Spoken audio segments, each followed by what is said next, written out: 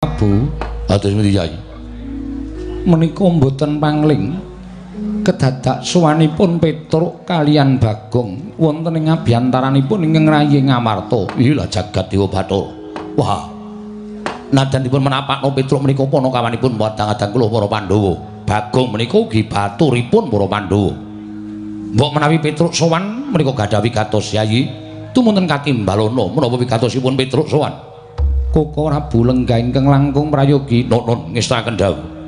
Panakawan Petruk padha kanthi harja sak praptanira panakawan ning ngarsaning ingsun.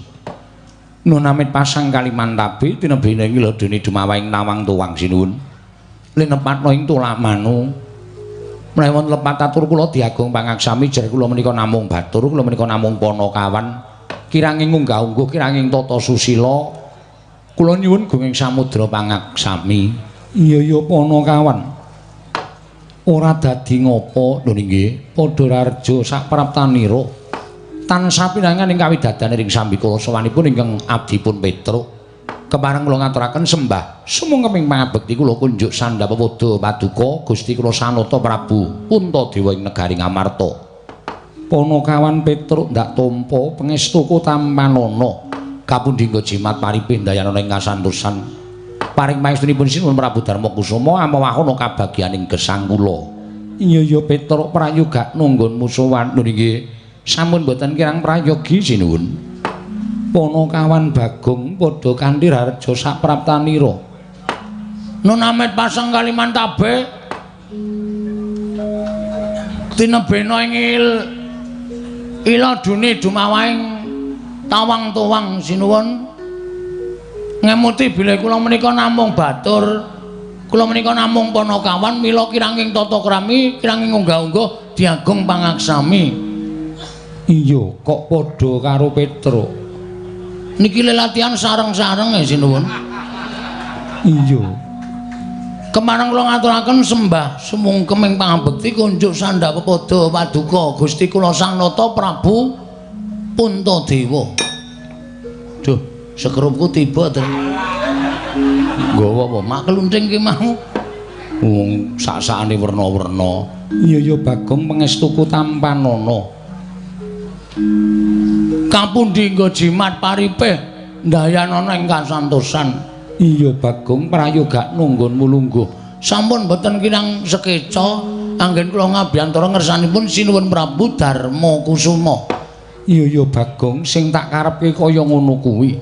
Yen to sowan Nalendra ya kudu nganggo tata krama, ora sak kepenakmu dhewe. Nun nggih, samenika sampun radi insap sinuwun. Iya Bagong. Nun nggih, mugi-mugi mboten kumat. Iya Bagong ora dadi ngopo. Petruk Kandung Bola padha raja sapraptamu. Sinuwun Mandura wilujeng bekti kula kunjuk. Yo, pangestuku tampanana Petruk. Nun nggih, sanget anggen kawula dadosaken jimat. Ponokan Bagong padha raja sapraptamu. Pangestunipun Sinuwun Mandura wilujeng bekti kula kunjuk. Yo, pangestuku tampanana. Ngene. Oh, Gong. Cepet ya diwangsuli cepet men ketok kaya ngajeni ngono lho. Ngajeni nek ora cetha yo malah ora ngajeni. Panjenengan ngendika napa? Pangestuku tampanana. Kapundi jimat paripin daerah kasantosan. Lho, ngono kuwi cekat-ceket. Petruk dalem padha raja sapraptamu. Wilujeng den bekti kula kunjuk. Yo, Bagong padha raja sapraptamu. Mengantunipun Darawarku Dara. Tansah pinangan ing kawidadan bekti kula kunjuk. Balenana idak ndasmu. Mengantunipun Darawarku Dara wilujeng bekti kula kunjuk. Ora kabeh satri iso dijak gojek, ora kabeh dijak gojek. Darawarku Dara kuwi ora iso dijak guyon. Heeh, sepaneng. Kok malah ora. Aku ora seneng karo bendara-bendara sing sepaneng iki. Aku nek golek bendara iki ya sing ceria. Sing ngremenke, sing mbungahake. Ha iya. Lomo ora pati ya. Petruk padha raja sapraptamu. Pangestunipun Ndara Janaka wilujeng bekti kula nggih Den. Iya Petruk ndak tampa. Bagong padha raja sapraptamu. Pangestunipun Ndara Janaka bekti kula nggih Den. Iya tak tampa. Petruk Kantong Bolong padha raja. Ndara kula bekti kula. Iya Petruk tak tampa. Bagong padha raja. Ndara kula bekti kula. Iya tak tampa. Lho. Kok gutang ya, Gong? Hah? Kok kurang siji? Goleke wong wae. Goleke wong piye maksude Pandhawa kok kurang siji? Mbok menawa ora masuk. Ora masuk. Tegese ora melu pasewakan, kadang-kadang iso jangkep, kadang-kadang sok ora. Lah iya.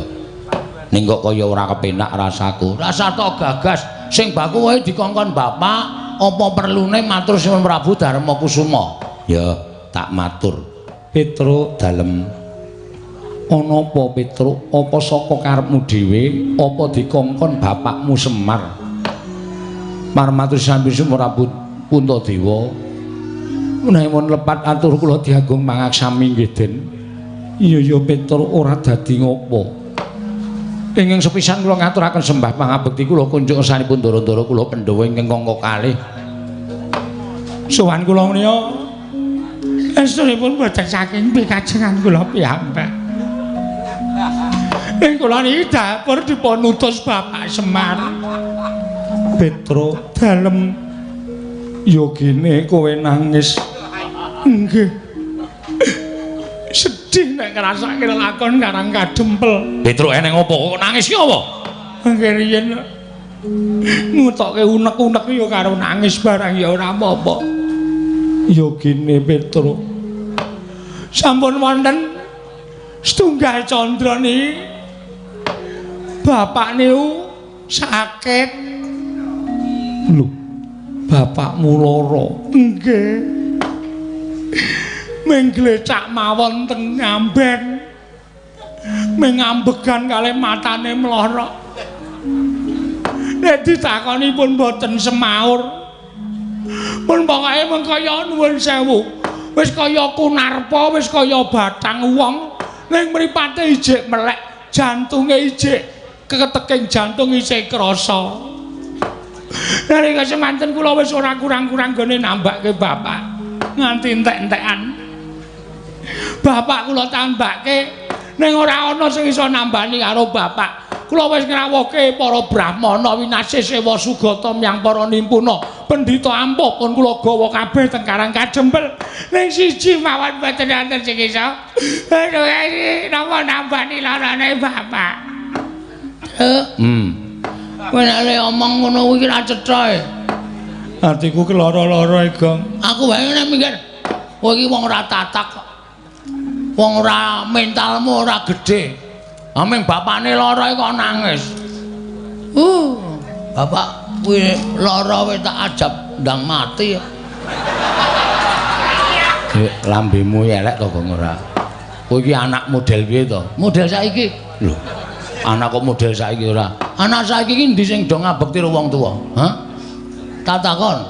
Anak saiki iki endi sing do ngabekti karo wong tuwa? Ya isih ana siji loro. Ning akeh-akeh racak-racake wis do ninggal tata krama, do ora ngrek bekti karo wong tuwa. Mongko sing jeneng wong tuwa ki ora butuh dipunjung ingkung gajah saben dina. Ning butuh di ngabekteni karo anak, butuh dihormati karo anak, nonton anak kuwi tata krama unggah-ungguh, tur ngerti marang Subasita kuwi wong tuwa wis seneng. Ha ta? Ha iya. Saiki endi ana bocah sing ngabekti wong tuwa? Kongkon kuwi alasan. Lah iya ya, Gong. Ha iya. Kaya anakku kae wis mbok men. Tak nengke wae kok. Ya wis ben terus kowe matura. Bagong, bapakmu ya gene. Ngaten. Pun wonten sesasi niku bapak niku sekarat. Cangkeme Bagong ki elek. Menengo to? Ora ngomong aku tak matur sik. Mripate kecap-kecip kula takoni, butuh apa, Pak? Nek bapak butuh apa-apa, ngendika karo anak-anak. Nek bapak arep eling apa-apa, ngendika karo anak-anak. Anak-anak mesti bakal ngesta padha dawuhing bapak. Ora meneng wae ngono kuwi. Sing upakara nggih ming kula. Bapak saniki kula sing upakara, merga ora ana sing upakara. Petruk ya jarene nek dikon dinunuti bapakne lara, sibuk. Ora ndek kesempatan gula mentah wong tuwa. Gareng nek dikon ngomong karo wong tuwa, didokoki wong tuwa, alasane sawahe akeh, pendake ning sawah, ora sempat gula mentah karo wong tuwa. Kaya ngeten niku anak-anak saniki niku. Nek bapakne wis arep mecicil, do dititipi wis do ora gelem, do kon gula mentah ora gelem, ora do ngelingi jaman cilik. Untung isih enten kula. Iya Bagong.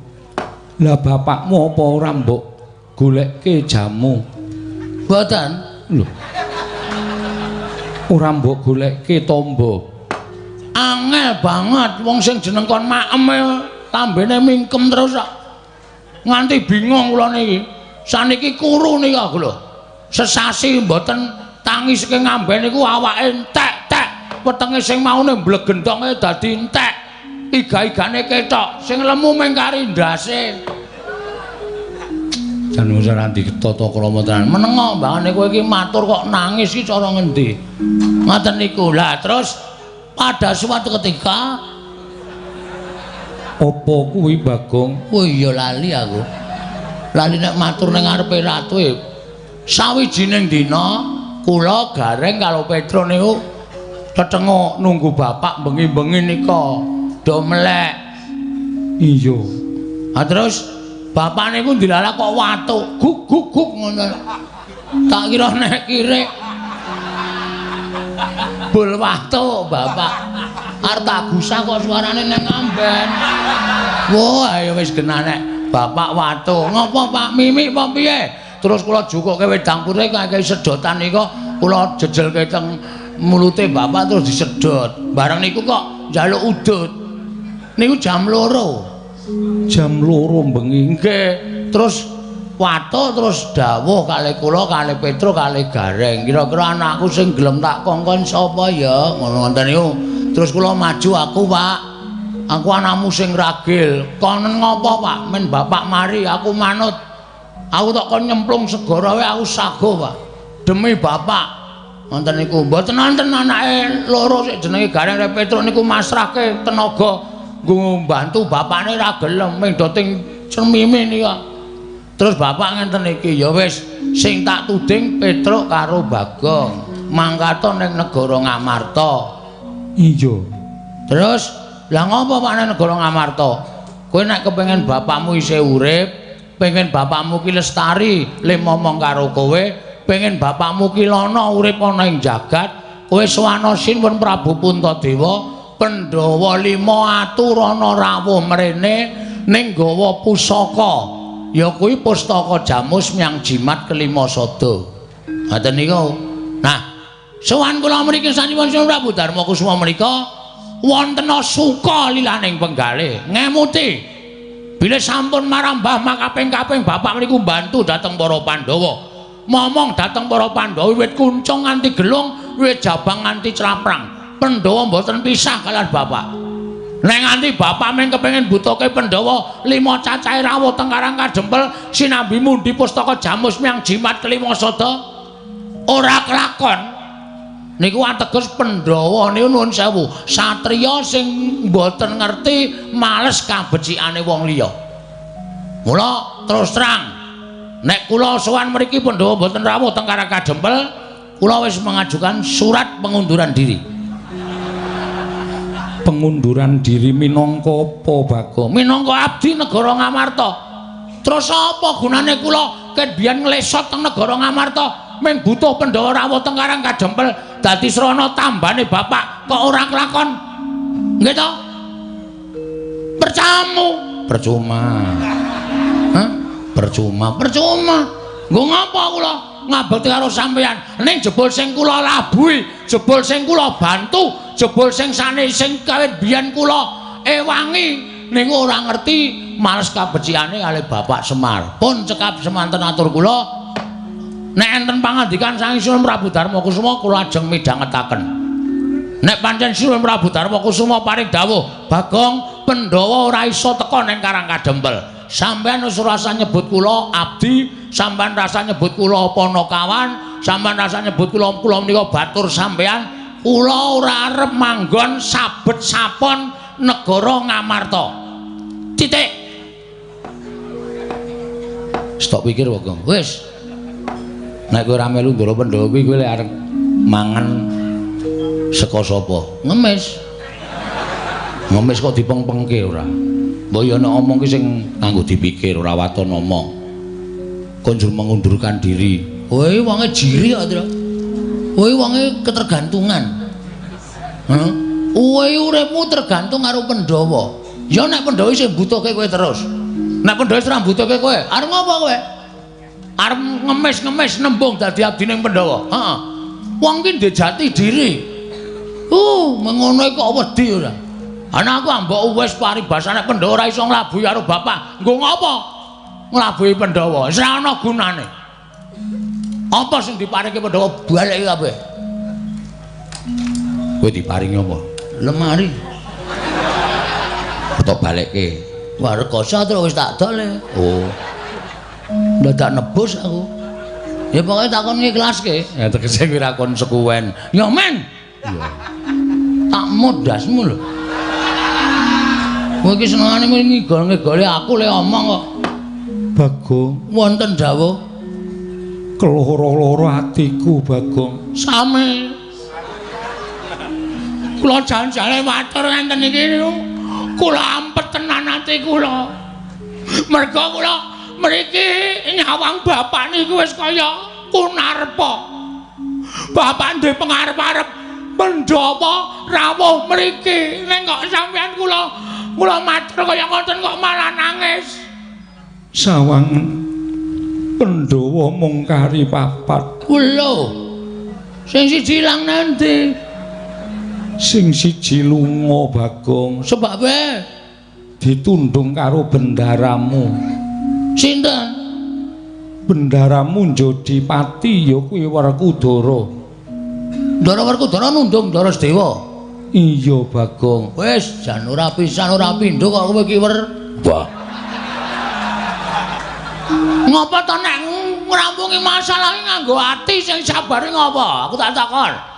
Lho, aku ngelekke sampean ki ora ana salahe. Mergo aku ki batur. Batur ki pangembating catur.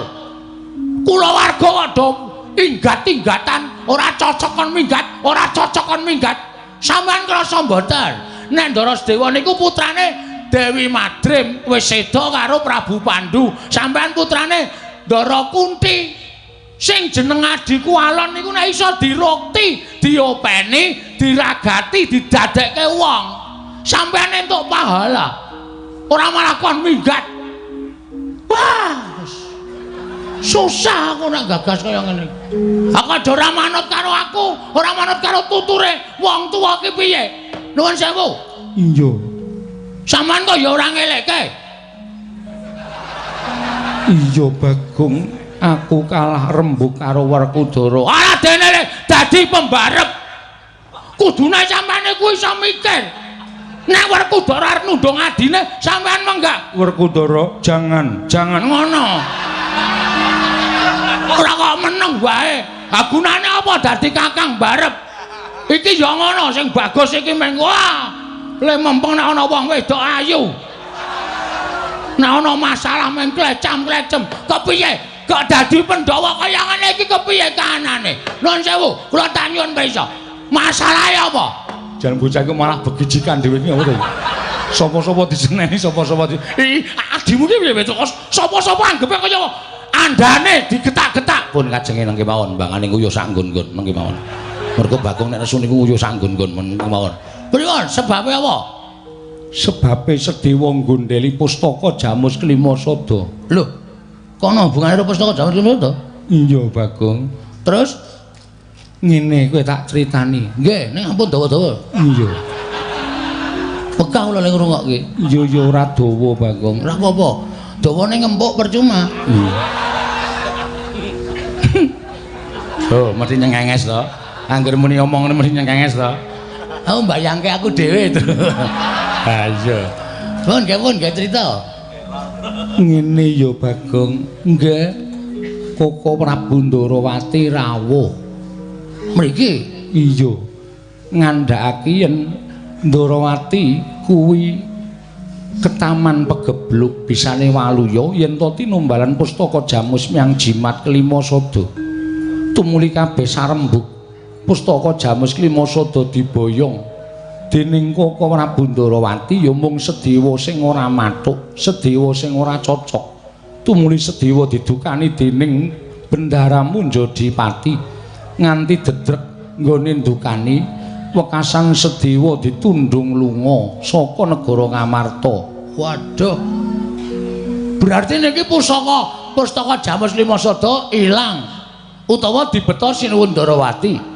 Iya Bagong, mula aku ora bisa mene wangsulan rawan kowe merga pendhawane ora ganep, pusakane ilang Bagong. Wah, wis Tru. Yo, mulih karo mampir golek Bandosa. Lho. Nggo ngopo? Bapak jelas mati iki. Tambane ra ana kok arep ndi meneh parane. Ya engko gareng gek kon bedah bumi. Ha ya wis ngono wae ndak. Ambangane iki dadi masalah. Dadi geger malah ora karo-karuan. Ajare kowe arep belani bapak nganti tetesing getihmu sing pungkasan. Lho, nek pancen kowe arep belani karo bapak, perkara iki diglejah kok, diunceki. Sing bener piye? Sing kudune kepiye kelakone ora manut karo kahanan sing kaya ngene iki. Wah, jan susah aku nek gagas kaya ngene. Nun ngapunten lho, sampean kok ya nuwun pangapunten. Ikhlas lahir batin maringke pustaka Jamus Nyang Jimat Limasada dhateng Sinuwun Ndarawati. Merga Koko Prabu kuwi sesembahanku. Nuwun pangapunten, saniki ampun gagas Sinuwun Ndarawati menika sesembahan sampeyan ning kudu ditonton. Mula ana tetembungan ngendikake ratu kuwi nek siniwaka aja ming netra walaka, tegese netra batin lahir tok, ning netra batin diwengake utawa permana jati. Wonten nika. Merga jaman saiki akeh sing maraja saka sela-selaning garu, ketoke kanca ning dadi mungsuh, ketoke sedulur ning tegel karo kancane. Menika nuwun sapunten, menika kudu dipun penggalih. Klebet lakon sing dumadi wonten negari Ngamarta mriki, ketoke Sinuwun Ndarawati. Terus diparingi pustaka Jamus Limasada. Nuwun sewu. Nek nganti niki mengke dudu Sinuwun Ndarawati. Ternyata dudu Sinuwun Ndarawati terus pustaka Jamus Limasada ical. Pripun ya? Sapa sing arep disalahke? Sapa sing arep goleki pustaka Jamus Limasada? Ora ngawur dadi ratu ora gampang. Ora mung iya. Iya gampang dapusi wong.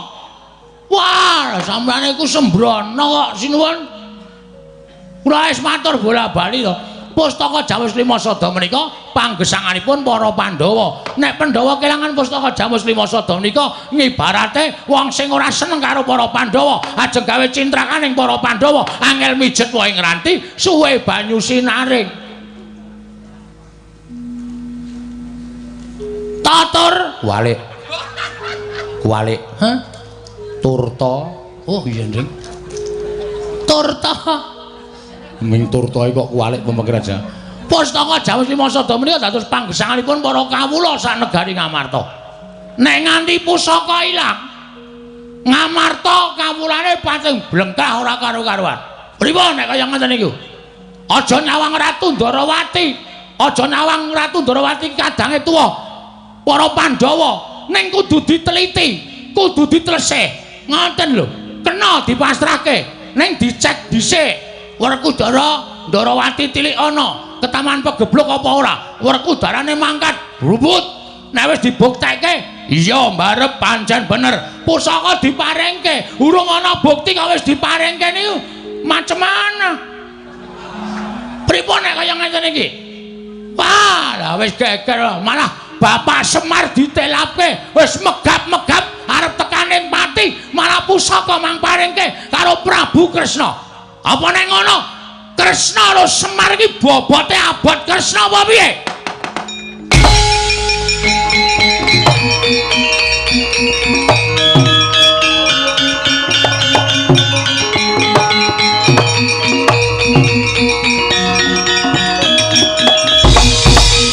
Manus maning jajalanat iblis lanat gugu karepe dhewe Bagong. Bagong. Nah. Kowe mau muni piye? Kowe mau muni piye? Wah ya wis lali wis mau. Kowe muni yen to Yai Prabu Ndarawati iki panjalmaning mungsuh.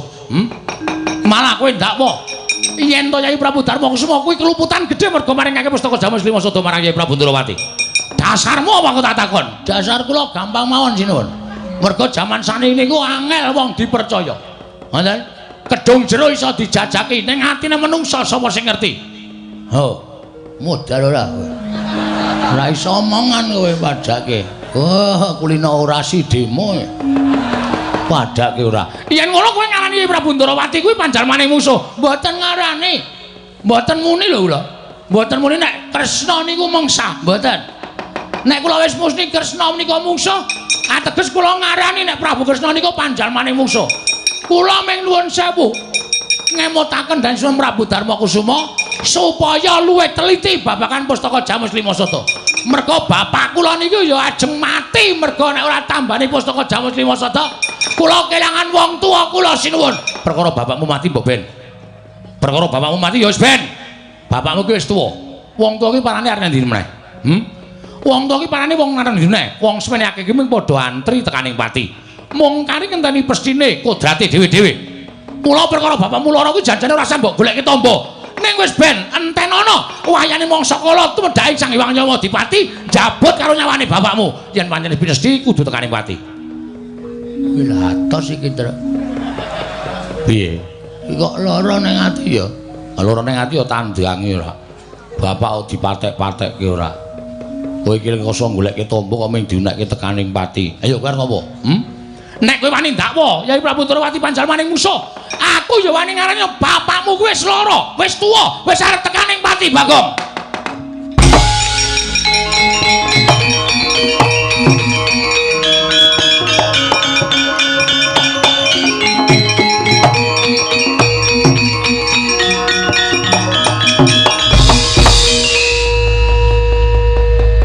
Kowe aja watoni isamu wis lho, Bol. Lho. Bol piye? Jenengmu sapa? Baladewa. Dundang bol ora gelem. Kon ngundang apa? Kon ngundang apa? Lara ati kowe tak undang, ha. Tak undang ana kuwi lara ati. Ora usah lara atinan. Kowe nek ngrumangsani suaramu ngunekke bapakku wis wancine tekaning pati, wis wancine dadi wong tuwa, ming antri modar. Kuwi ning atiku ya lara. Hah? Nek omong nganggo aturan kowe. Ora sampe nae dhewe. Lho. Kowe wani karo Baladewa. Aja kok kowe bapakmu aku ora wedi. Ora ngerti Bagong nek nesu kok kowe. Kowe nyembranani aku kowe ngunekke bapakku arep modar.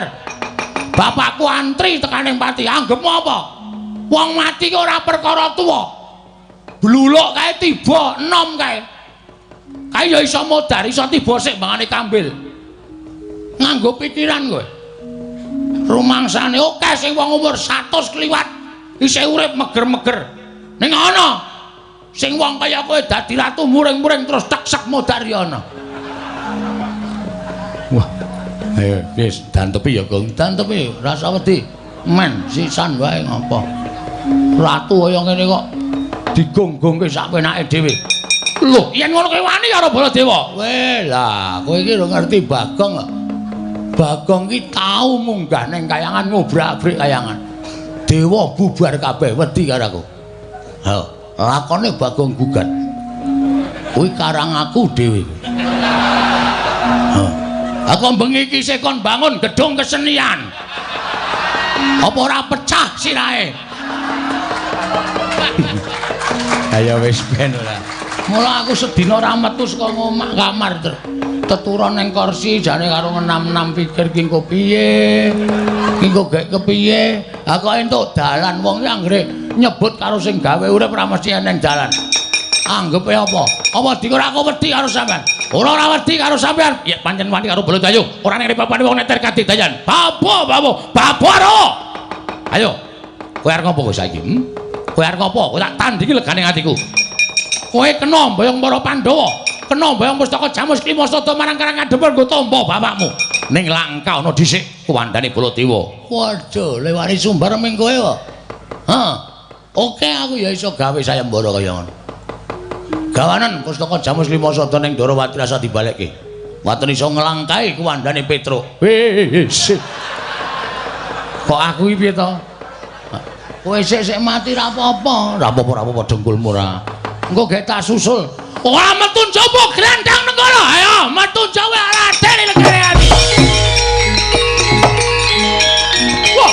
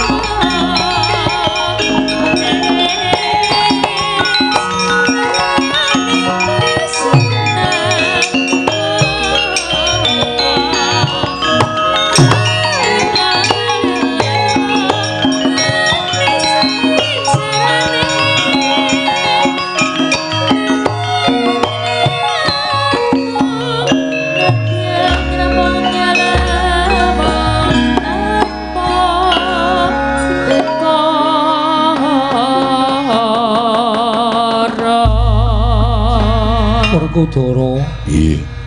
Arjuna kula wonten paring adhawuh. Lah kok dadi kaya mengkene kahanan ingkang dumadya ning Praja Ngamarta. Yayi, apa si Adi ora rumangsa kleru nundung kelawan kadangmu ragil? Wah. Bareng Petruk sowan. Matur yen Semar lara. Wah, tumulya ana rasa getun atiku. Semono uga mbarep ndak kira uga keduwung maringake pustaka Jamus Myang Jimat Lima Sada. Dimas, sega wis dadi jenang ora bakal pulih meneh dadi sega. Ing mengkono ora perlu digetuni. Ya, Sing wigati ayo budidaya. Golek ana kadangmu Sedewa ingkang angka 2 upadinen sarta titi priksanen kahanan Ndarawati ya Yayi. Nanging kang luwih becik sirepen dhisik kamurkaning Kaka Prabu Mandura. Apa dene Petruk lan Bagong nggone wis padha geseh penemu. ya barep kakangku ngestake dawuh. Arjuna ulunten maring adhawuh. Bubarna kang padha seba jeneng ingsun kundur ngedatun kula nun paramadal pasilan. Sing ati-ati aja kaya bocah cilik. Yai Arjuna. Kaya wis ora ana dawuh maneh Dimas. Purna gatining paranggilan.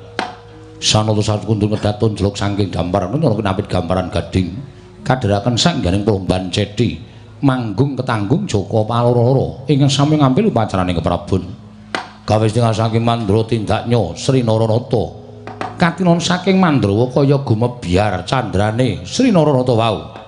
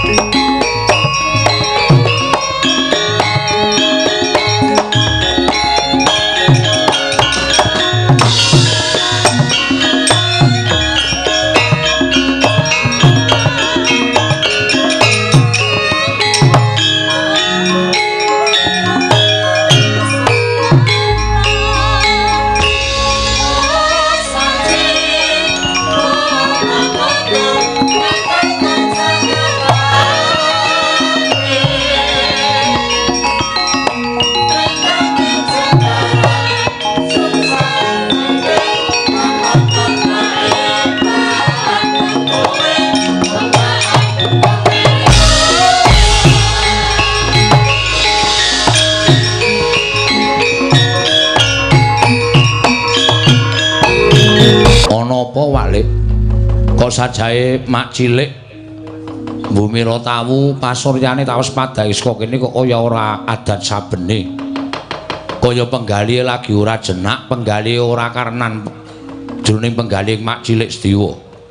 Anakku lanang Antasena, piye? Mula kowe tak jawil. Kowe tak jak mlaku adoh supaya ngedoh saka negara Ngamarta sak njabaning tapal wates negara Ngamarta. Heeh. Kowe tak kandhani ya, Nggir. Dina samengko kowe arep tak pamiti. Lho. Pamiti piye? Kowe arep tak pamiti ento. Amanmu Sedewa saiki wis dudu peranganing para Pandhawa. Kosek, aja ngono, Pak Cilik. Sing sabar, sing ikhlas atine. Ana apa kok Mak Cilik ngendika kaya ngono kok mak tratap atiku. Antasena piye? Nalika semono negara Ngamarta kerawuhan Kanjeng Koko Prabu Ndarawati. Heeh, terus karo Koko Prabu Mandura. Bareng ditanjeke dening Kanjeng Koko Prabu Darmakusuma, Koko Prabu Ndarawati paring dawuh yen negara Ndarawati ketaman pegebluk bisane waluya nirmala temajati yen ta tinumbalan wujuding pustaka Jamus Klima Sada. Pekasan para Pandhawa padha sarembug. Kakang Mas Jodipati wis gathuk, Kakang Mas Madukara wis mathuk. Apa dene pamanmu ya kuwi Kakang Mas Nekula gawe sarujuk. Terus ya meng aku sing ora cocok, aku sing ora condong. Monggo karepku yen pancen Ndarawati ketaman pegebluk mbok ya diteliti luwih dhisik, mengko sawise diteliti yen pancen Koko Prabu Ndarawati karep mboyong pustaka Jamus Klima Sada, kebukten Ndarawati pancen ana pegebluk, ora bakal awel sarta nggrundel. Nanging ngaturku akeh-akeh kelawan Kanjeng Koko Prabu Puntadewa, sajake ora dadi penggalihe wong atuamu ya kuwi Kang Mas Werkudara. Bapak to? Iya. Terus bapak ngopo? Bapakmu tumuli duka karo aku Antasena. Terus sawise duka, kowe ngerti to watake bapakmu nek wis nesu rak kaya ngono kae? Heeh, kau dosa okol tur kudu menang dhewe. Kuwi watake bapak. Terus karepe aku ditundung lunga saka negara Ngamarta Antasena. Lho. Sing nundung lunga Mak Cilik. Bapakmu ya kuwi Kang Mas Werkudara. Bapak nundung Mak Cilik. Iya Antasena. Nanti bapak ajare kose. Kosek kowe aja ngawur kowe, aja ngawur. Nek nganti kowe nesu karo bapakmu, mesti bapakmu ngluputke aku meneh. Aku saya dosa nang ngarepe wong atuamu. Ha nek nganti Mak Cilik lunga saka negara Ngamarta Pandhawa kurang siji. Nek pancen wis dikarepake karo wong tuamu ku piye meneh? Dasare aku upama bali marang praja ing Ngamarta, mestine aku ora bakal tinampa. Terus perkara pustaka Jamus Klima Sada, sajake wis diparingake marang wong atuamu ing Ndarawati. Wah, janji wong Ngamarta ku ya grusah-grusu to ya. Pustaka Jamus Klima Sada kuwi rak panguripaning para Pandhawa, pambengkesaning para kawula sak negara Ngamarta.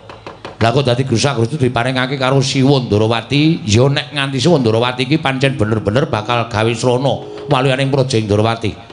Nek kabeh mung kandheng ning pangucap ora kababar dadi pakarti, tegese menggara sapa sing ngaputinan. Apa sing mbok pikir mau padha karo legetaning atiku Antasena. Wah, lah pancen kowe karo aku iki cocok kok, Pak Cilik. Lah terus iki sampean arep lunga endi? Aku dhewe bingung, ngene wae. Ngekos nggon aku apa piye? Jembar Ngrandu Gumbala ana ruangan kosong. Apa? Ruangan kosong. Aku ki lek seneng karo kowe wong iki glece sak penake dhewe nek omong monggo kowe ki satriya ning nuwun sewu lho Antasena. Kelakuanmu iki kaya apa ana kawan? Wis ben sapa sing nyebut sak karepe dhewe. Ning pancen wataku kaya ngene. Terus jane Pak Cilik arep ngopo? Antasena, piye? Iki malah aku rumangsa duwe kewajiban balekake pustaka Jamus miang Jimat Klima Sada. Lah terus carane aku arep goleki Kresna sing nggawa pustaka Jamus Klima Sada. Nek sampean goleki kaya wujude kaya ngono kuwi apa ya kelakon. Engko nek nganti konangan kawula Ngamarta, lho kae Raden Sedewa kok kekalangan arep tindak menyang endi dadi rasananing para kawula kuwi ora prayoga kedadiane. Lah terus aja wujud kaya ngono. Wujud apa? Mak Cilik kuwi wong pinter. Mak Cilik iki titisaning Bambang Sekaca, ya to? Aku ngerti kabeh. Sampeyan kuwi arep piranganing Pandhawa ragil dhewe, ning sampeyan iki nek rembugan malah kala-kala ngungkuli karo rembuge Piyai Sepuh. Sampeyan iki Pandhawa sing awas dhewe, waskita, awas paningale kuwi Mak Cilik Sedewa. Wis, Saya aku percaya karo sampean.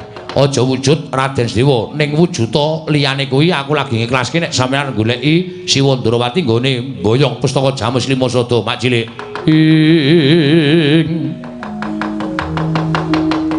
Yana dewa yen untuna wong aprang kasangsaran.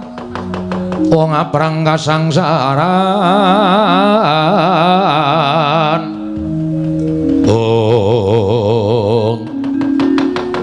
Nalika semanten sigra sedakep saltu juga nutupi baban hawa sanga ngenengaken cipta Raden Sedewa tanana kang pinindeng kejawi amung panguwasaning dat kamurweng dat eling-eling titising Jawata nalika semanten sak ciptane dadi sak sedyane ana ilang wujuding Raden Sedewa ana wujud Brahmana ingkang katingal muda tumaruna kagiat Bambang Antasena wae.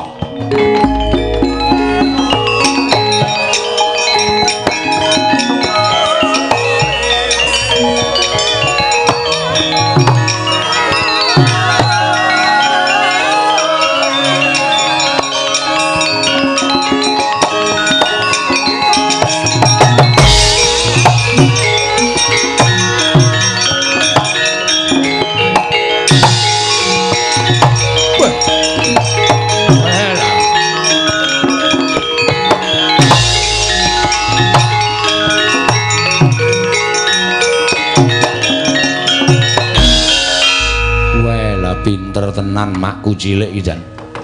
Bareng sedakep kok ana kebul makbul. Nutupi awake Paman Sedewa terus wujud. Waduh. Kaya pendhita ning isih muda. Iya, Antasena. Mula seksenana aku arep nganggo jeneng Begawan Dewa Kusuma. Begawan Dewa Kusuma. Iya. Terus mak cilik arep endi? Aja nyebut mak cilik ndak kawanguran dening wong kiwa tengen. Sebutan aku Bapa Begawan Dewa Kusuma. Ya, Bapa Begawan Dewa Kusuma. Antasena. Kanan negara Ngamarta nedeng wae peteng. Kowe aja lunga-lunga saka kene. Aku ndak ngambah dirgantara ngupaya goleki menyang endi Kresna ingkang nggawa pustaka Jamus Lima Sada. Ngendi gone ketemu mesti bakal ndak jaluk. Aku ora bakal nganggo hitung-hitungan yen to kuwi nata Ndrawati sejati, nanging tata carane nggone nyuwun ngampil ora kaya mengkono. Nyengsarake marang sedulur enom ya kuwi Raden Sedewa. Ya wis sakarepmu mak cilik.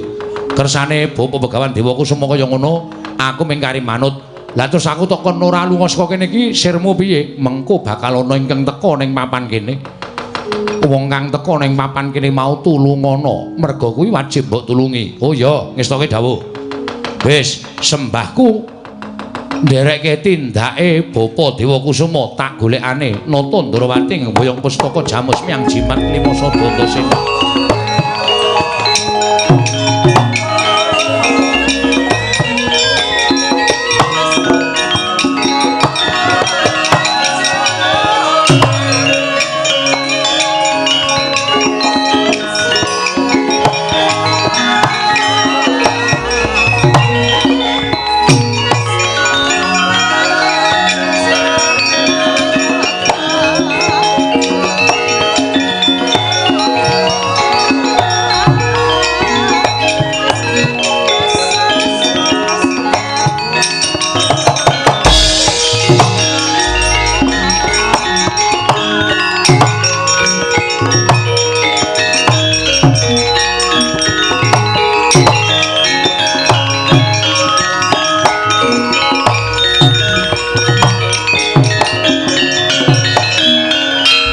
Kurda Srama Pangga wagut katinya mawukyat ira wang-wang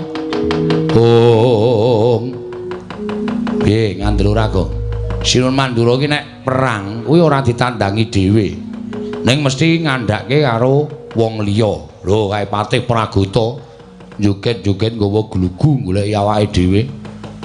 Malah ora mung Patih Pragata, sajahe Sinun Mandura wis ngendikake bab sing ora bener. Tegese kuntul dikandhake dandang, dandang dikandhake kuntul. Maksude piye kuwi? Tata upacara kata-katamu kuwi piye?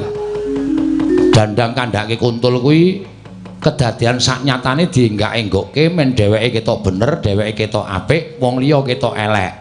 Kuwi tegese pawarta sing saknyatane ora dikandhake sing sakbenere ning dienggokke nganggo kalimat utawa ukara-ukara sing rumangsane dhek iki wong paling apik dhewe wekasan sing dikandhani mbelani ro dheke. Ketitik ora ming Prate Praguta. Tak sawang Ndara Garukaca Ndara Antarja barang kok do ting brubut goleki awake dhewe. Ya mulai yo Gang yo. Hah? Mulai. Engko nek Semar Modar bapak wis dawuh karo awake dhewe nek nganti awake dhewe engko melu mati nang kene malah ngrekoso uripe. Yo mulai yo. Wis rasa dadak piye-piye mulai matur karo bapak, Pak, aku ora sida mboyong para Pandhawa di Pustaka Jamus Limasada. Merga Pustaka Jamus Limasada diasta Sinuwun Ndarawati, jarene negara Ndarawati ana pegebluk ngono wae ora bapak mikir dhewe, bapak tumandang karya. Oke, ayo kita berangkat. Yo, yo yo. Gong, ketoke le mati kok luwih cepet awake dhewe mbangane Semar. Masa mengo to? Weh, sapa iki, Tru? Lho, sapa iki, Tru? Ndara Antasena kok awake dicat ireng barang aleman. Kowe tak ajar Modar kowe. Nek cara nggone dhewe pancen Ndara Antasena iki nuwun sewu nganggo gelung. Lho, rada ndangak persis Ndara Werkudara kene iki nganggo kuku. Iki ora, iki gagrak kene Ndara Antasena kaya ngene iki. Waduh. Gleleng gondrong barang. Melu pang apa? Pang apa? Panguwit. Ha iya. Wong apa kok terus wedi? Ha iki mesti sajae wis dikongkon Ndara Baladewa. Atakonane ya? Ya. Wilujeng Gus. Slamet. Kowe do ngopo ya mlayu-mlayu? Ora ngerti kok dhek, Tru. Ha iya. Omong apa ngapusi? Omong jujur, aja ngapusi. Aku soalnya kulino ngapusi, ya ora iso. Ku saiki kudu jujur. Oh iya. Menika ngaten, Raden. Ya. Sing ngomong Petruk apa Bagong? Kula. Ngapusi tak keplak ndasmu pecah dadi papat. Diar ora. Ana kowe, Truk? Ya. Soale cangkemku iku kulino ngapusi. Ngono ora sadar tiba-tiba ngapusi mah dadi papat sirahku. Ora apa-apa wis omong sak tenane. Ajeng nyuwun mergi, Ndara. Lho, njaluk dalan nggo ngopo? Ajeng wangsul. Saka ngendi? Saking Sinuwun anu sowan Sinuwun, Sinu anu sowan Sinuwun. Sowan Sinuwun Prabu Puntadewa. Wigatine. Kula tak matur sampean aja kaget nggih. Yo. Ning nek umpama kaget nggih kaget sakniki mawon. Dadi kula matur sampean pun mboten kaget. Wong kaget kon kaget saiki tak keplak sisan kowe. Kula matur Sinuwun Prabu Puntadewa ngabari nek bapak niku gerah. Lho. Kakene Semar loro. Heeh. Lho lak kowe iki ting pendurung ki ora nambake bapakmu piye? Modal ora malah disalahke ta, Tru. Nuwun sewu, pun mboten kirang-kirang lek kula golek tamba. Ning bapak mboten iso seda. Lho. Bapak mboten iso sembuh. Suwatu sae bapak niku pari pangandikan, Petruk Bagong sowan ning negara Ngamarta. Aku iso mari nek Pandhawa rawuh mrene sinambi mundhi Pustaka Jamus Limasada. Wis to kandhake Siwa Ngamarta. Wis, ya numpun. Terus Siwa Ngamarta ngendika piye? Bagong ketiwasan merga Pustaka Jamus Limasada diasta Sinuwun Prabu Sri Bathara Kresna. Lah nek ngono ngendikane Mak Jlik Sedewa iki mau bener. Mangkane sampean ketemu nganu no, Sedewa no. Basa tak ajar kowe. Heeh, Ndara Sedewa to ketemu. Teng pundi? Kula wau soalé mlebu teng negara Ngamarta niku Pandhawa niku mung kanton papat. Sing kurang Ndara Sedewa. Kula takoke Ndara Sedewa teng pundi? Ditundhong bapakmu Ndara Werkudara. Bener, Mak Cilik ya kandha kaya ngono. Terus saniki wis tindak. Lho, lunga teng pundi? Kuwi kudu perkaramu iki urusane Mak Cilik Sedewa. Sing wigati aku nang kene iki kon ora lunga-lunga, nek ana wong tekan kene kon nulungi ngendikane Mak Cilik Sedewa kaya ngono. Lah kok sing tekan kene kowe karo Bagong karo Petruk. Wong loro mingan. Kula kalih Petruk, ora kowe karo Bagong karo Petruk. Ora kebablasan le omong.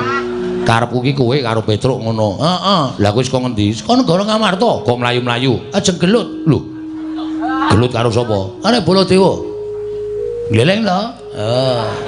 Aman reng tau ngerti Bagong arep gelut karo Baladewa. Mengene iki. Lho. Wani karo Siwa Mandura. Lho, sing diwedeni apane? Lho kok mlayu? Hari kok ngandhake kanca. Kerubutan kok. Ngandhake sapa? Ngandhake Prate Pragota. Terus kamasmu Ndara Gatotkaca, Ndara Antarja goleki kalih kula. Niki wis diwolak-walikke karo Ndara Baladewa. Mesti kula dianggap salah, kula dianggap wong kleru. Mula Ndara Gatotkaca sing janjane kalih kula sayang goleki kalih kula, mider-mider teng gegana. Ndara Antarja yang goleki kalih kula. Nek ngono pancen lumusi ngendikaning Mak Trisdewa. Aku kudu bantu karo kowe. Bantu napa? Wedi? Ora. Mesti mawon iki soalnya ajeng bangun gedung kesenian. Ora. Ora bantu karo kowe kowe tak bantu kekuatan. Kekuatan apa? Kowe rasa mlayu. Terus nek pancen wong salah kudu digawe salah. Nek pancen wong bener kowe kudu wedi. Kuwi wajibe wong urip nang alam padang. Nggih. Monggo kowe tantang-tantangan karo Pak D Baladewa kuwi perkarane kana mbelani Kresna. Kula mbelani bapak. Bapak niku wis rekoso lho, Den. Bapak niku saka uripe mung dienggo para Pandhawa. Aku mung perkara Pandhawa kon rawuh ning Karang Kadempel kok dikalahke karo Sinuwandarawati sing kawulane kena pegebluk. Apa kira-kira abot Kresna mbangane Semar? Terus Baladewa nesu, "Panos maning jajaran cukup laring bawono. Bagong, menungso ya diapunmu. Kowe wani karo Baladewa." Kula dunekke ngono, muntap kula. Lha terus melu ngadeg metenteng. Wah. Kowe kuwi? Heeh, anu iya. Anu nggih. Ngono kuwi. Terus metu njaba. Ora dadi. Ha iya. Sing ra dadi perange lho. Heeh. Metu njaba kula ya metu njaba bareng. Wes bingung le do golek anduk. Gong, ora ning iki ning nggone wong liya lho. Nyatane ngono. Aku Ndara Gatotkaca, Ndara Antarja do ngewangi. Oh, ora jiwa satria. Ndak dirambati anu jangkrik. Oh, satria dirambati jangkrik. Ya matur nuwun kok. Heeh. Terus lajeng ngewangi pripun? Kowe rasah mlayu nang kene. Terus Kakang Gatotkaca, Kakang Antarja adepana. Oke, siap. Carane kowe tak ewangi. Lek ngewangi kowe maju petukno Kakang Gatotkaca, Kakang Antarja. Oh ya bener nek iki diunekke satriya petuk ya bener. Aku iso. Engko muni kowe tak ewangi ning maju petukno Kakang Gatotkaca. Maju ya modar tenan. Aja semelang kowe tak uripke. Kowe kok gleleng. Metu power bank lho. Ora ning aku iso nguripke wong mati. Carane iki lho. Banyu sungut kuwi tak peres. Tak nggo nambani wong loro, tak nggo nguripke wong tekaning pati sing durung winanci. Wah, gleleng iki to. Heeh. Ya maju yo. Engko nek nganti awak dhewe mati ra konangan. Nah kuwi masalahe. Nah sampe kula mati mongko ketutupan suket. Ayo. Sampeyan nambani pripun? Ora sembrono nyawa nggo dolanan. Ngene bae. Supaya kowe ora iso tekaning pati sing kira-kira arep maju mungsuh Kakang Gatotkaca, Kakang Antarja sapa? Kowe aku tru. Manut. Nek Petruk sing tak labuhi Petruk, nek Bagong sing tak labuhi Bagong. Ngene wae, Tru. Nggih. Kowe gandenge bola-bali dadi rol. Heeh. Sementara iki aku ya, Tru. Kowe arep ngopo? Aku tak sing maju. Aku diluwangi ndelok-ndelok sene. Ya, sakarepmu. Nek Petruk ora maju ning mburi kene. Arep ngopo, Gong? Wong kok glelenge ra jamak-jamak. Terus kula kudu pripun? Aku tak manjing ning awakmu. Lho. Kowe nek tak njingi, kowe dadi wong ampuh, kowe ditibani pusaka ora apa-apa, disuduk ora bakal tatu, kowe dipotol sirahmu karo Kakang Gatotkaca ora bakal potol. Soale ngedrat ora. Ora bakal potol. Oh siap. Terus carane mlebu ning awakmu. Oke. Metu pundi? Mriki napa? Pripun? Moh ababmu mambu. Menapa niki? Niki cilik ning elastis. Iso klebon gedhe barang ngene. Gong satriya kon mlebu mburi ora. Metu pundi? Kowe ngampet ambegan, Gong. Ngampet ambegan. Engko aku tak mlebu sarana sukma. Oke. Wis ge wis. Saniki? Heeh. Mulai aku mlebu ning awakmu, kowe dadi wong ampuh. Nek lumrah kuwi dipotol sirahe ora bakal potol, dipateni ora bakal mati. Wis toto-toto ya, Gong. Aku tak mlebu ning awakmu. Nek aku wis mlebu kowe piye-piye bakal keturutan ambles bumi ya iso, mabur ya iso. Lan jeblok wetenge. Ngomong wae ora. Gak mlebu kene iki wis ngampet ora dilebon-lebone. Ya wis ge toto-toto.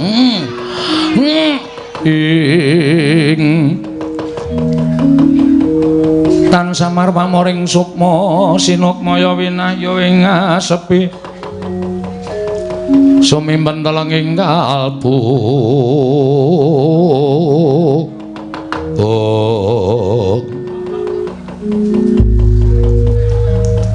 wis aku mlebu ning awakmu engko aku bakal digdaya Gong wis kowe iso ngambah dirgantara kowe iso mabur ngono wae ya, Gong. Oh, celeng iki. Tak kira nek Ndara Antasena iki wis arep jeblok wetenge. Gus, apa? Sampeyan nang pundi? Aku wis nang jero awakmu.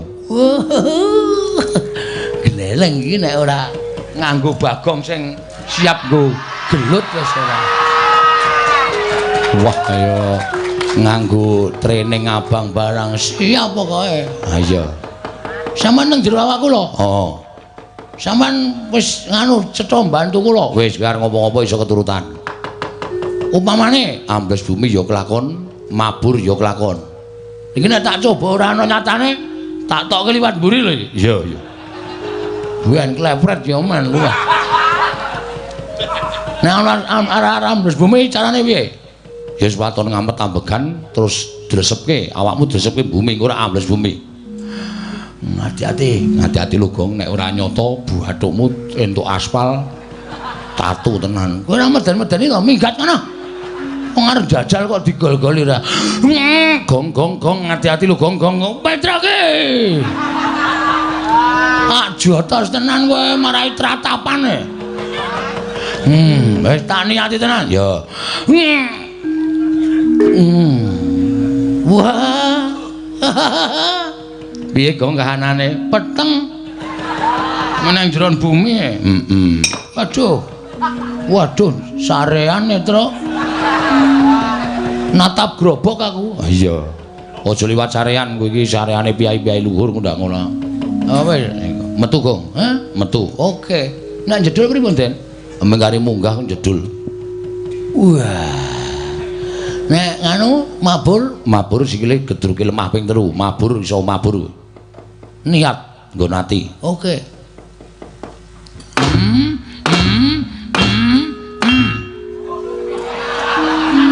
Kuwi papat. Mula cah sekolah. Kon sekolah kaya ora jamak-jamak. Tulung ngitung-ngitung lho. Iya, aku nek hitungan ora tau mlebu e. Iya. Ya, coba 1 2 3. Niat atine. Mabur. Wah. Wah, dan gleleng tenan. Mengke genti kula nggih, Den. Ya engko gampang. Wah, rasa Petro rasa ndak gleleng kaya nyolongan e wong. Wah. Kaya balon terus enting. Heeh. Wedian. Golek kamar mandi sing ra ana gendenge. Ha sapa ngerti entuk kanugrah ya. Wah.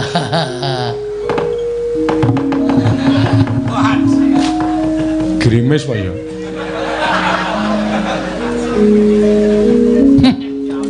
Wo wedhus iki. Padake kloset ora. Men tak uyuhi sithik kok, Tru. Ya wis mangkat, Gong. Mangkat kowe rasa melu-melu ngaso. Ya. Tatakane dhewe sing kira-kira mbelani karo Baladewa. Aku sing nandingi. Hati-hati oleh. Siap aja kuwatir, aja kuwatir.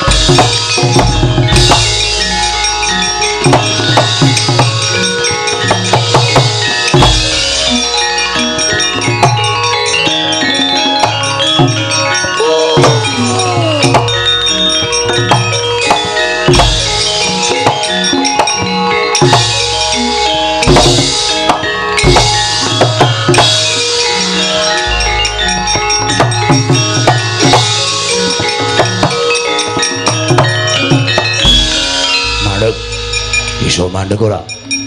Mandek. Iki piye iki pesawat kok nyekel pesawat? Medun. Medun, landing. Sabar. Edan gugu karepe dhewe. Ora edan, kenyataan Om. Iso mabur. Lho, apa sing iso mabur ki sing sampean tok wae.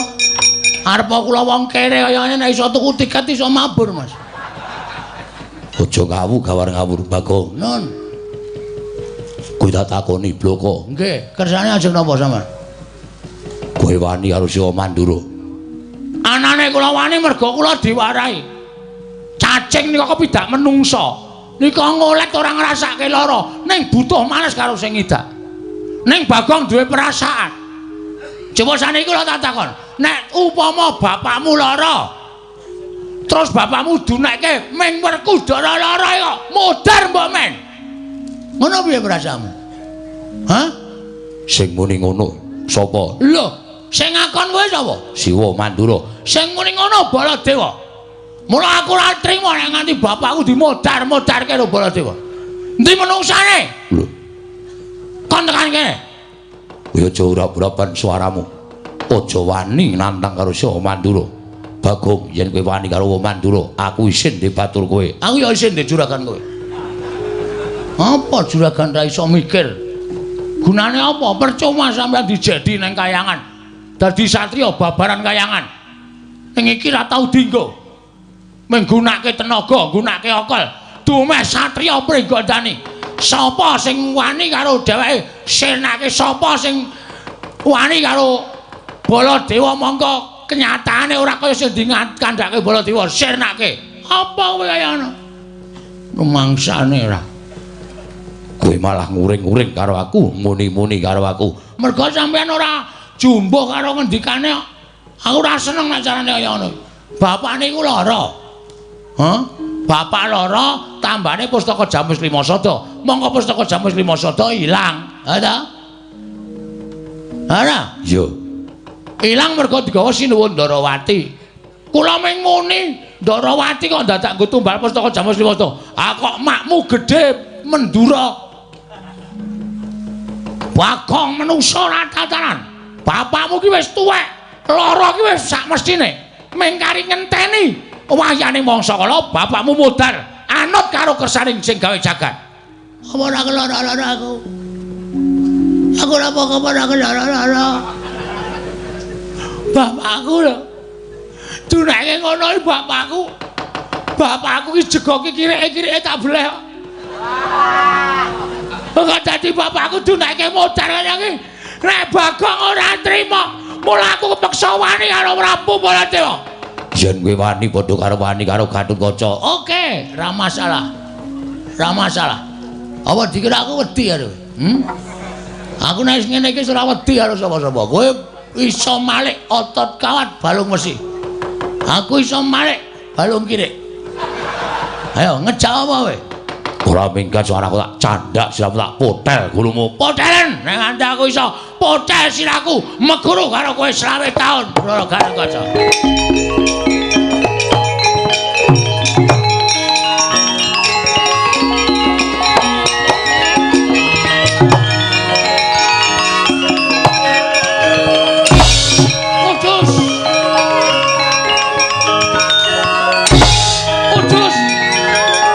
Le nangkis telat le. Apa? Heeh.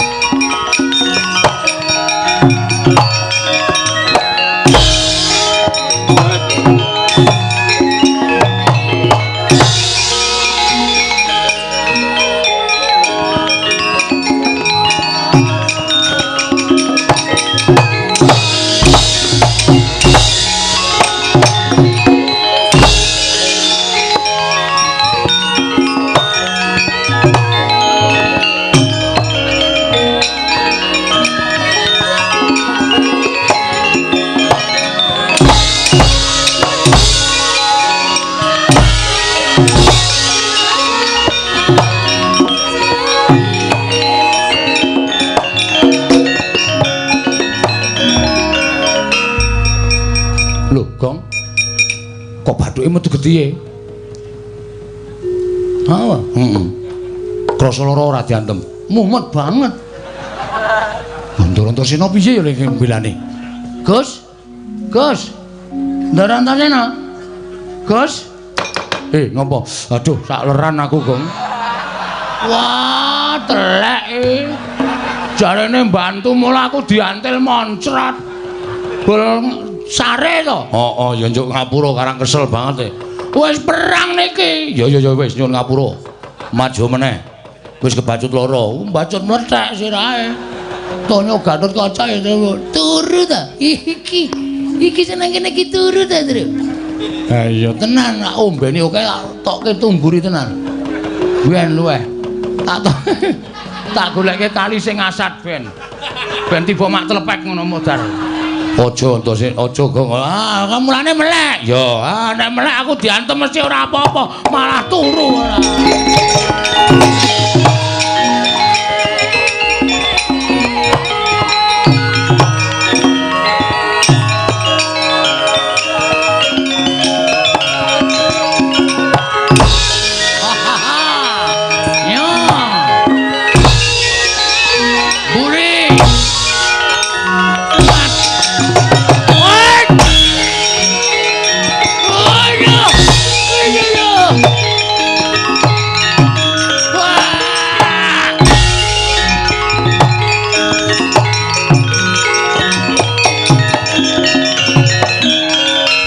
Sirahmu ora bakal tak gawe macak, mesti bakal tak sirnake. Oke, ora masalah. Melek lho. Iki bahaya iki. Tatoane nyawa, ayo matane diganjel. Ora merem nek nganti merem sirna margalayu aku.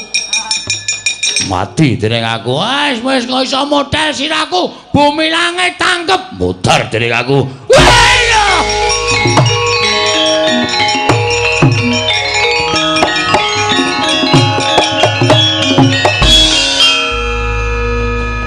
Aku Digdaya ora bakal menang karo Gatotkaca. Sambato. Mati dening aku. Wani karo Siwa Mandura padha karo ngorek-orek marang pasuryane Gatotkaca. Ora sudi aku batur sing gawe wiranging Bendara.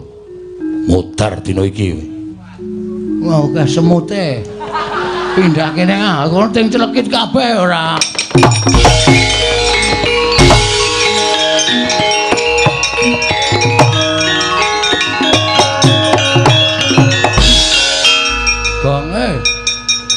Kok gleleng kowe ora apa-apa dunter.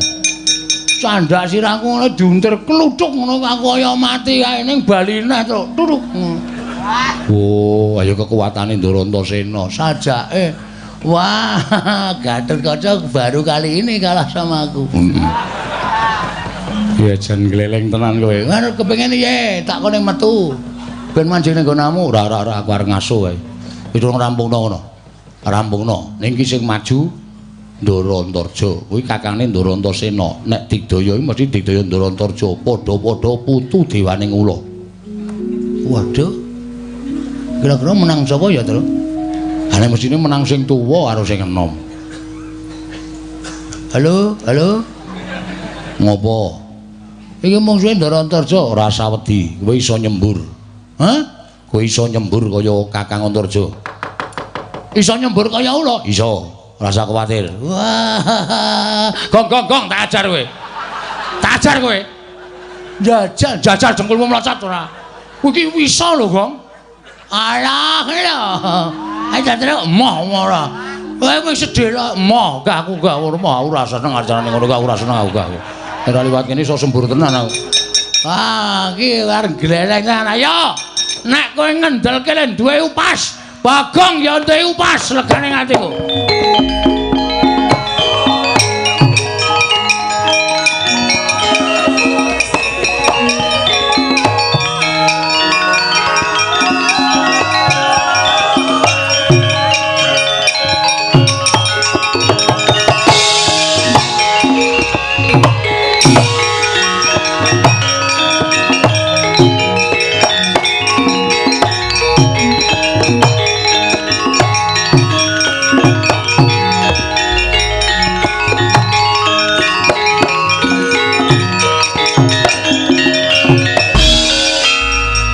kebapak keperanggul mungging ayuda kebapak bawat nyobentar bawat nyobentar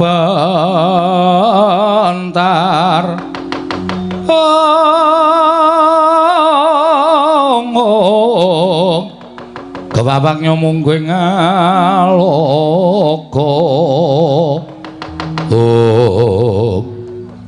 Bagong nggih Ndara Antarja iya kok le mandeng kula kok kaya sinis duka napa nesu karo kowe sebabe kowe wani karo Sima Mandura ya apa ora ngaku wae ora ngaku tak pateni ngaku ya tak pateni wedian kejem tenan iki ngungkuli adine sampean pun murung kabar dereng kabar apa Gatotkaca wedi kali kula lho adikku karo kaca wedi karo Bagong weh iki jeksane piyayi Blitar niku asli aku ora goro kula dipotol sirahe ora apa-apa terus kula nglecak terus kula pindah nggon le turu adimu wedi ning karo aku ora bakal iso selak kowe mesti bakal tekan ning pati ayo diadu antaraning Antarja karo Bagong menang sapa oke ora masalah neng iki ditemtoke kowe apa aku sing tekan ning pati manut sirmu piye kula manut ora minggat sembur mlonyo awakmu melek lho iya iso mulai idon-idonan iki sampean apa iso nyembur anggap aku ora iso nyembur ayo didu upasmu karo iduku ampun ndi kene marganing patimu pangga tak ayoni Antarja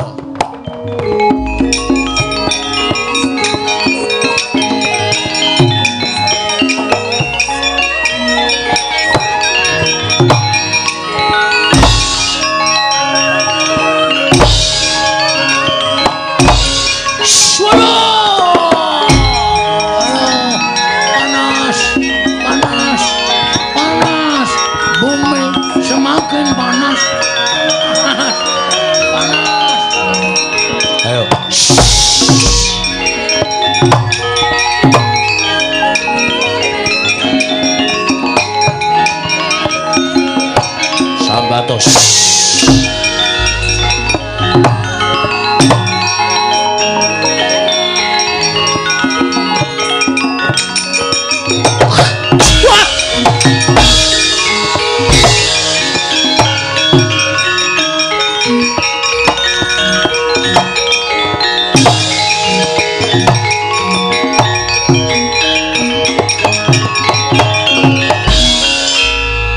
nyembur kok ngidoni wong nyembur kudune ngono kok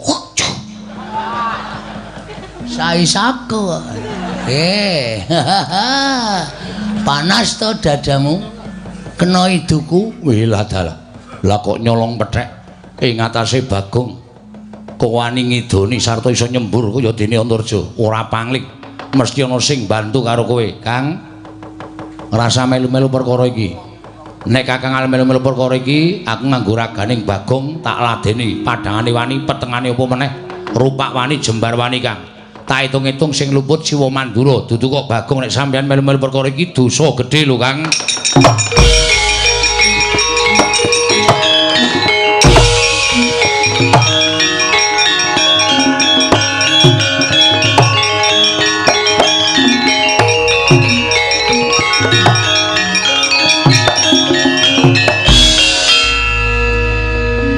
ngopo kok ngalamun Ndara Antarsena iki mlebu awakku nggawa sound system ora kok iso kang iso bergema terus Ndara Antarja melayu ha iya wah kowe gleleng tenan iki arep pirang dina ning awakmu ya Gong ora arep takon metu kok oh arep tak jahiti kabeh mburi dondome men ra iso metu apa anggepmu nek tok dondomi aku ora iso metu kok metu karo wae karepku dhewe padha kula ya ngono nek ya ora iso dipaksa kok ya metu ya emoh aku ya ngono dhewe karepe dhewe kaya terus ha iya kabeh ya dhewe-dhewe kok ya panusmaning jajalanat iblis lanat Bagong ponokan Petro ora minggat sing arep aku glandang mentolo jebol mlayu jero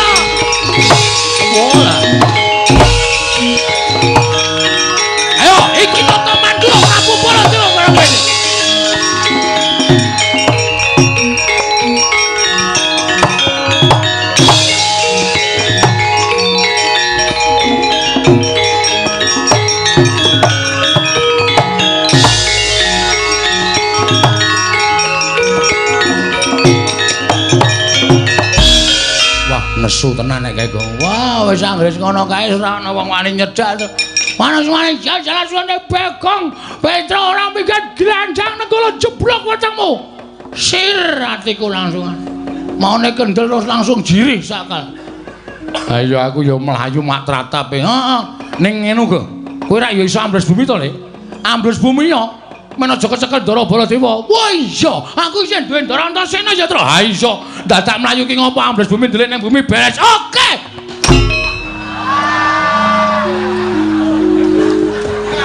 Melek. Sing melek sapa? Ndara Antasena turu mesti ki, Tru. Ora turu. Ha terus? Ha iki apa? Wah, iki ya tunggal dene iki. Tunggal dene ngopo? Metu ra omong-omong. Sone iki omong. Ora mung terus glenes lunga. Ha piye kaya meh ditinggal tok kae? Ha iya ya.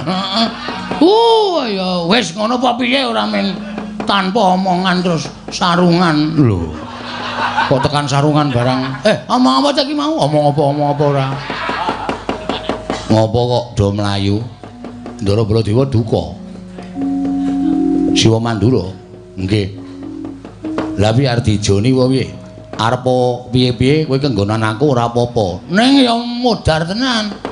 Ha sampean sok turu barang Nek pas kono nibake nenggala nyotampan bles sampean pas sare teng awak kula. Modar tenan ya, Tru. Heeh. Pun wah, ajeng wangsul kula. Lho. Bali piye? Bapakmu ora iso ketekan Pandhawa, ora iso nggo pustaka Jamus Lima Sada. Bapakmu mati lho, Gong. Ora apa-apa lah sertifikate wis tak gawa kok. Wis senengane kok kuwi bapakne kok diame-ame warisane ora. Ha piye nek kaya ngene iki terus aku kon piye? Ngene wae. Aja tok lawan ning tok wirang-wirangke. Carane nek kowe wani karo Siwa Mandura, kowe wani karo Siwa Baladewa, kowe wani njotos, kowe wani nendang, kowe wani miloro dosa mergo kae pepundhenmu. Nggih, mulane kula niku isih mikir perkara niku. Kowe batur ana ratu kuwi beda derajate. Heeh. Tur dasare kowe tau tate momong karo Siwa Mandura. Bener. Ngene wae, Gong. Pripun? Digawe wirang. Digawe wirang pripun? Kowe tak dadekke Baladewa gelem ra? Serius? Lho tenan. Wah, iki kok aku kaya dadi ngerol terus ta iki, Tru. Apa Petruk wae? Pun mboten. Bagong mawon, Bagong. Dadi ketujah nenggala iki modar tenan. Nek niki kula dadi Baladewa ampuh mboten? Mbuh perkara ampuh aku ora ngerti. Ampuh karo ora kuwi kowe nyuwuna marang pengayomane karo sing gawe urip. Ning aku sing bantu karo kowe. Oke. Carane merem. Nun. Meremo. Wis ya. Karang telapukane iki ciyute. Nek merem ki mung separo e. Oh, ngamet ambegan. Tak suwun karo sing gawe urip. Tak dandani cara Siwa Mandura ya, Gong. Nggih, siap pun wis beres. Manut wae lah. Manut karo Ndara Antasena malah slamet ya. Tak jalukke marang panguwasaning Dat Kamurweng Dat. Muga-muga iso kelakon penjangkane Antasena.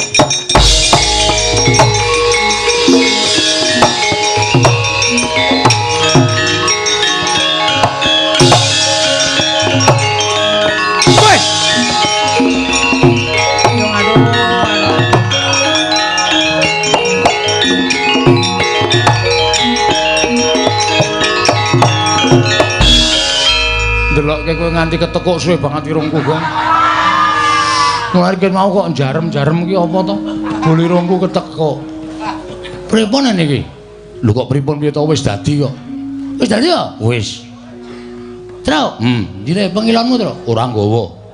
Kowe iki iso nggawa ngotan cilik ae to? Kene. Aku kok nggawa ngotan cilik, kaya ora ngerti watakmu, Tru. Nggawa ngotan cilik tok kakek sikil nggo nginjeni kathok-kathok kae to. Ora ya tak antil modar kowe ora. Silai to, silai ben percaya. Yo. Nek pengen ngerti. Oh. Uye. Waduh. Wah, terus uye. Jagat Dewa Bathara, jagat Pangestunggur. Anakku nggih. Anakku wong Centara, anakku wong bagus. Antasena. Arep kowe Baladewa nek Antasena tak kamplengi raimu kowe. Aja kaya ngono ya iki. Aja kaya ngono. Petro. Petro jengkulmu mlocot ya. Ayo Satrio. Aku dibombong to. Nek kowe tak timbali iki nyawang aku iki Baladewa, tak timbali dalem sinuwun ngono. Ya. Maju rene to. Ya wah yen mung bombong adine kok. Petro Gandong. Wonten dawuh sinuwun. Wah, bojomu nendi? Sinuwun Mandura kok nakoke bojo. Wah, adalah Antasena. Apa Pakde? Kowe edan kowe gondrong kowe. Mbok cukur. Ya sesuk aku tak potong wae. Heeh, Petro. Wonten dawuh sinuwun. Iki aku arep maju perang Petro. Nggih, terus kersane. Petro kan ngono, wonten dawuh. Wah, ada. Ya pancen ngono Petro. Ah nggih. Nyai Kresna endi Petro? Wah kula mboten ngertos. Edian. Sanjay lagi Dharma Wisata Petro. Turuti omongane teng blasur ora karo-karo. Antasena, apa Pakde? Aku arep majune peperangan Antasena. Pamujimu tak jaluk. Ya sing ati-ati Pakde, tak donga-dongake lepas oparane jembaro kubure. Sing apik cangkeme Antasena, cangkemmu kuwi. Wong ngawur to karo Antasena kok nyangkem-nyangkemke ora. Antasena iki pernah anakku dhewe, Petro. Antasena iki pernah anakku dhewe. Kuwi anake Werkudara adik Kunjadiwati, mula ora jenemokane Antasena iki wis biasa nek karo aku. Nggih. Petro, wonten dawuh goleke gaman. Gaman apa? Nggo maju perang, Petro. Oh nggih. Ngestokke dawuh. Aneh-aneh. Ndara Baladewa krocok mbendho iki kok. Aneh-aneh. Ngersake napa? Sakaremu Petro, sing penting iso nggo maju perang. Niki napa? Nggo. Niki. Weh, adalah. Baladewa kok nggo celurit. Liyane Petro. Oh nggih. Niki. Aku ki ora arep gawe pendopo. Nggih. Aja graji kowe nggo graji cengelmu piye? Oh nggih. Salah terus. Nggo. Nah, iki pusakaku.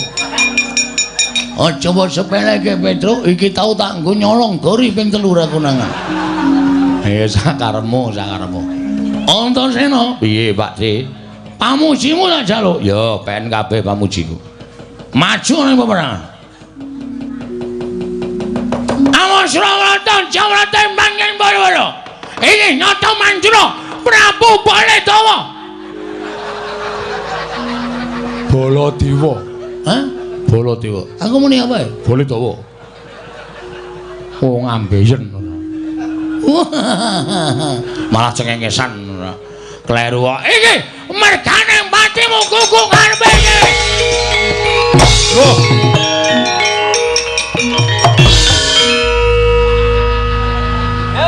Mempeng salah. Kok mlayu ndono iki lho. Weh, adalah. Gugung arepe dhewe buntu Petro dalane. Awak mung suwe teng rika kok mlayu mriko. Edian arsa manijat ning alam jagat kang pinunding. Oh ye.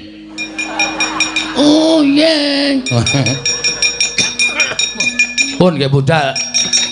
Ayo, iki nonton Mandura Prabu Baladewa legane atiku tanyala.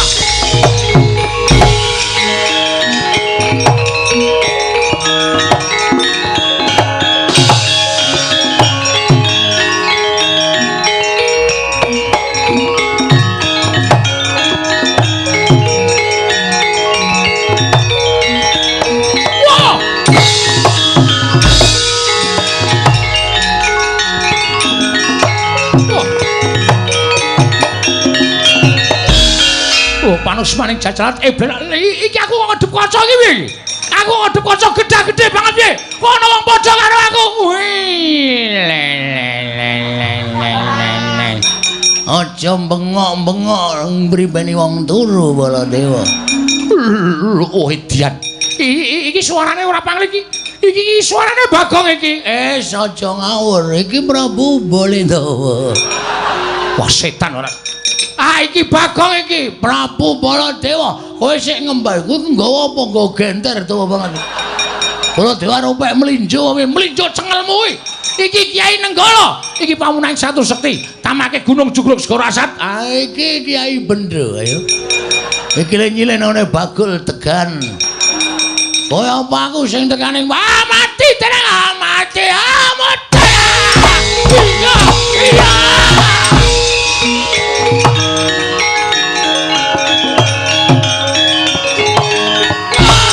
Mati ora ya.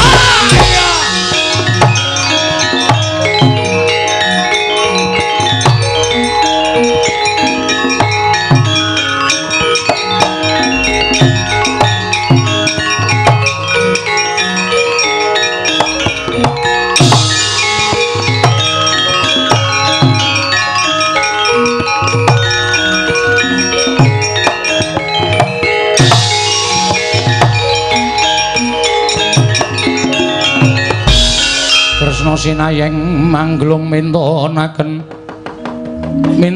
dewe kramanira kang kumitiran ing asta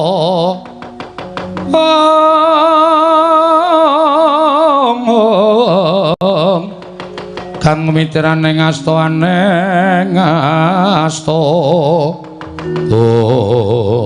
Setyaki wonten timbalan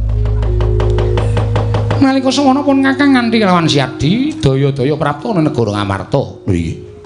Nanging lha kok ndak sawang saka kadohan. Ngamarta kaya koncatan yoni tegese Ngamarta katon surem sorote ora kaya adat sabene. Wonten menapa ing mantu negari Ngamarta Prabu. Keparenga sak mangke monggo kula dherekaken sowan ngersanipun Kanjeng Prabu Puntadewa. Nanjihaken kawontenanipun negari Ngamarta. Setyaki lho kok sik Setyaki wonten timbalan.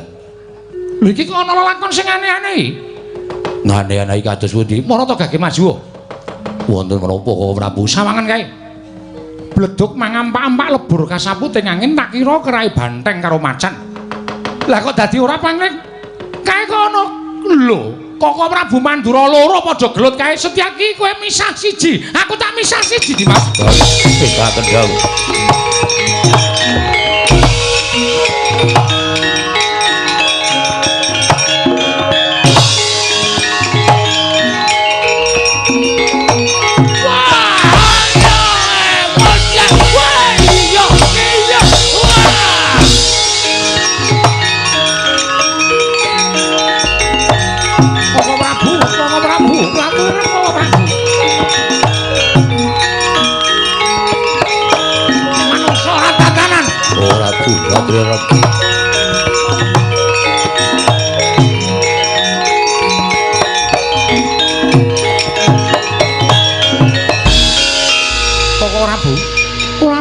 Sawetawis sampun ngantos kados mekaten iki. Lho.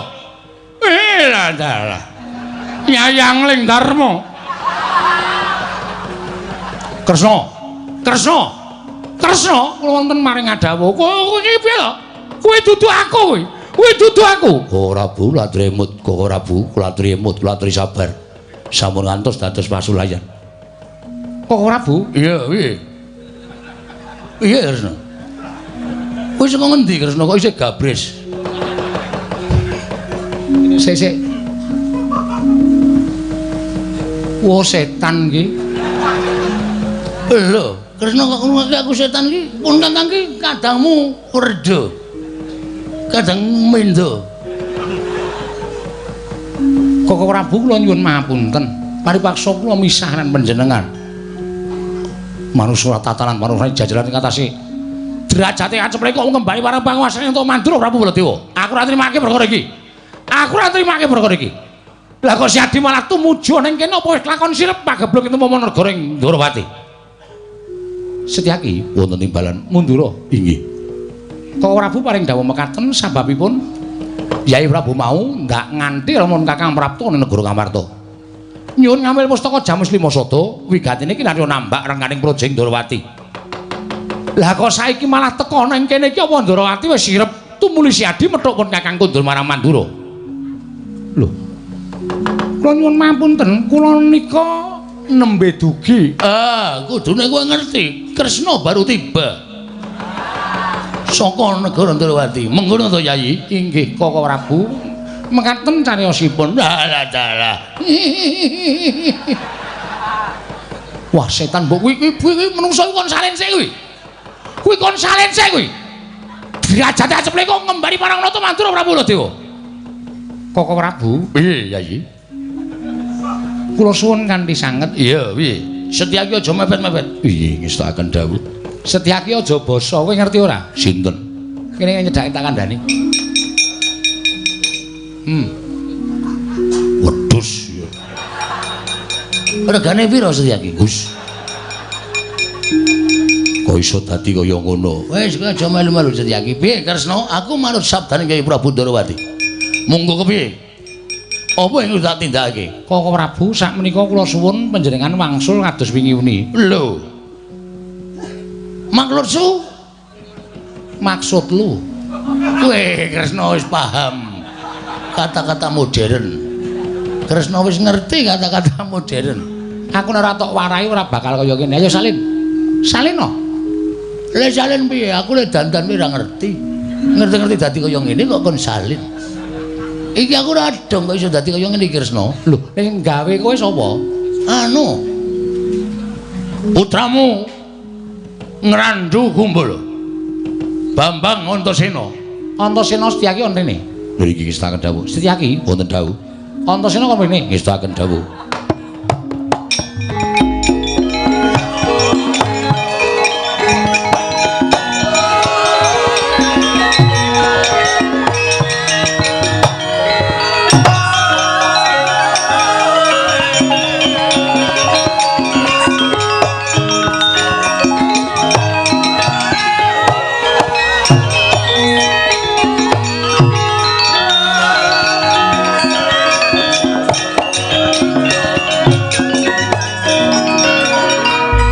Antasena, Piye, Pakde? kowe apa sing gawe Bagong kaya ngono kuwi? Heeh. Ayo dibalekke. Antasena aja dibalekke rung rampung li nyambut gawe. Urung-urung wis kon balekke iki ora cucuk karo siwane. Sik menengo, Gong. Aku lagi rembugan. Balekke Antasena balekke. Menungso ora tatanan jebul kowe sing gawe Bagong wujud kaya ngono kuwi. Nek ora tak ngenekne ndak Pakde mentolo karo Panakawan. Iki Panakawanmu. Kok dadi Pakde kok mentolo karo Panakawanmu? Mergo aku mbelani Prabu Ndrawati. Kyai Prabu nyilih pustaka Jamus Klimasada Bagong nyebutake pustaka Jamus Klimasada. Ming takon ngalah kok ora gelem. Dapure batur kok ora gelem ngalah. Antasena, Piye, Pakde? mikira jangkae kae. Ya nek tok jangka. Lho, kuwi malah Antasena mbombong kuwi. Antasena. Piye, Pakde? Kowe aja kaya ngono to, nggawe geger iki. Ya wis ben. Terus karepmu Kuwi diganti. diganti sapa? Lho, diganti Bagong. Yo Pakde yo ganti yo. Waduh, cilaka iki aduh. Iki aku nek iso aja tok ganti, aku tak mulih nang ngomahku tak gandrung karo garwaku. Baladewa gandrung, dengkulmu mocot, dengkulmu ku sing mlocot. Wis. Wis senengane ayo Dono. Woi ladal.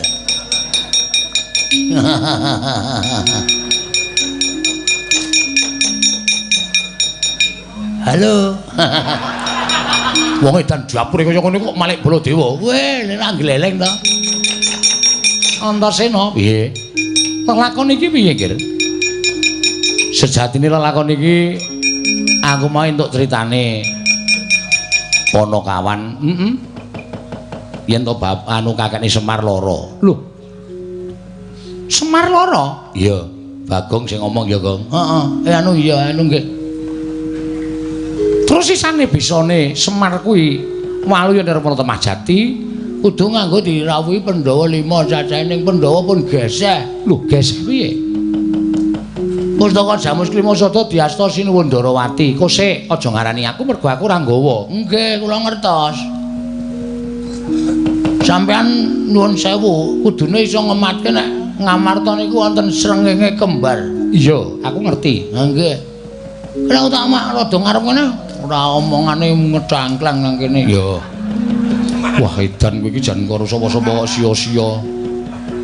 Ah, terus dadi geger wose Pustaka Jamus Lima Sada diasta Ratu Ndarawati. Mbuh sampean mbuh dudu sing baku sing gawa Ratu Ndarawati. Gusti, sing gawa ki Ratu Ndarawati tenan. Ane nyatane dhek ora ngaku kok. Koko Prabu, kula wonten pundi papan menika mboten nate pisah kalian Setyaki.